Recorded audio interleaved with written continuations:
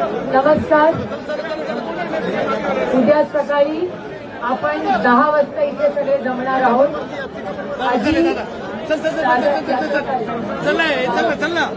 गावातून बरं, मग आपण 10 वाजता इथे सगळे जमूया. दादांना दादा पण आपल्याबरोबर 10 वाजता इथे येतील आणि 11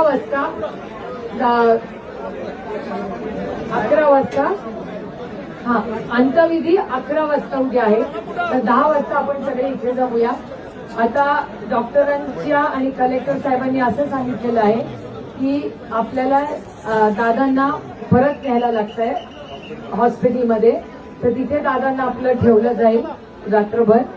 मग सकाळी ठीक आहे. मग 10 वाजता तिथे 10 वाजता उद्या सकाळी आपण इथे सगळ्यांनी जमायचंय. 11 वाजता उद्या अंत्यविधी आहे. कुणाला गैरसोय झाली असेल तर मी मनापासून दिलगिरी व्यक्त करते.